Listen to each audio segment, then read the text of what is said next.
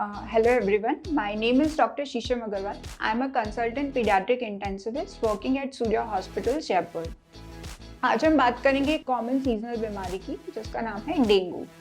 Basically rainy season के बाद जब एनवायरनमेंट में थोड़ी नमी रहती है तब ये वायरल स्प्रेड इन्फेक्शन जिसे हम डेंगू कहते हैं ये बहुत कॉमन हो जाता है, जो एक महामारी का रूप ले लेता है।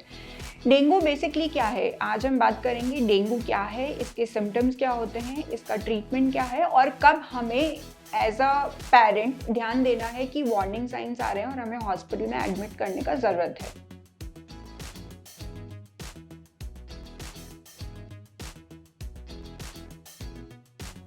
बेसिकली डेंगू मॉस्किटो बिटन इन्फेक्शन होता है। मॉस्किटो का नाम होता है ईडिस इजिप्टी, जो कि एक वायरस होता है, फ्लेवी वायरस, उसको स्प्रेड करता है ईडिस इजिप्टी। एंड बेसिकली डेंगू इसके बाइट करने से फैलता है।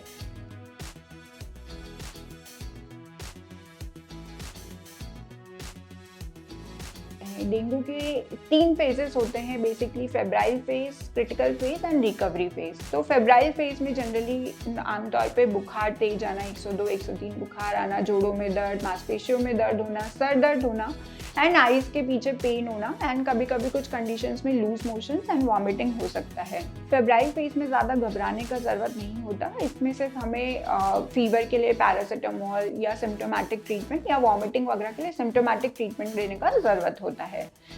अब बात आती है जब फीवर ड्रॉप डाउन होता है तब शुरू होता है क्रिटिकल फेज, जो कि वर्risome होता है। क्रिटिकल फेज में बेसिकली या तो बच्चा सही रह सकता है या वो वार्निंग साइंस के साथ प्रेजेंट कर सकता है। वार्निंग साइंस क्या होते हैं? वार्निंग साइंस होते हैं जैसे कि पेट में दर्द होना, रिकरेंट वॉमिटिंग होना या फिर माइनर ब्लीड्स होना। माइनर ब्लीड्स का मतलब आपके नाक, मुंह या स्किन में ब्लीड होना, या फिर आपके प्लूरल कैविटी, कोई भी कैविटी बॉडी की, जैसे कि प्लूरल कैविटी में थोड़ा बहुत पानी भर जाना, इसे हम वार्निंग साइन कहते हैं। अगर ये पेरेंट्स को नोटिस होता है ये वार्निंग साइन है तो आप तुरंत हॉस्पिटल लाके दिखाएं। इन केस में हमको हॉस्पिटल में एडमिट करके मॉनिटर करने का ज़रूरत होता है।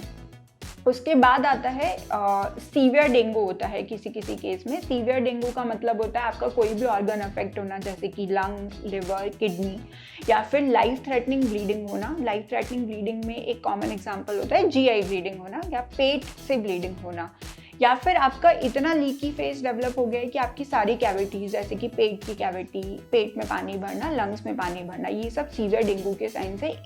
इन कंडीशंस में कभी भी आपको घर पे लेके बच्चे को नहीं बैठा रहना चाहिए, आपको हॉस्पिटल तुरंत लाना चाहिए। अगर बच्चा क्रिटिकल फेज से बाहर निकल आता है तब आता है recovery phase. Recovery phase basically जिसमें वापस थोड़े बहुत रैशेस आ सकते हैं, इचिंग हो सकती है।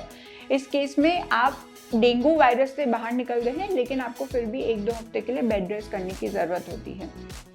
बेसिकली क्रिटिकल फेज में हॉस्पिटल लाने का मतलब होता है monitoring and fluid administration should be correct, should be rational.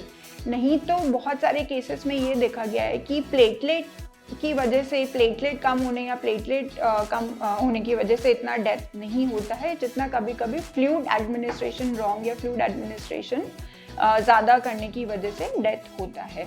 And कभी कभी जो ये लाइफ थ्रेटनिंग ब्लीडिंग होती है, इन केसेस में हमें प्लेटलेट देना पड़ सकता है, ब्लड देना पड़ सकता है। इसीलिए जो वार्निंग साइंस मैंने बताए हैं, अगर ये वार्निंग साइंस पेरेंट्स नोटिस करते हैं तो आप तुरंत हॉस्पिटल में लाके एडमिट करा सकते हैं। Thank you for watching this video. This is just a basic information about dengue.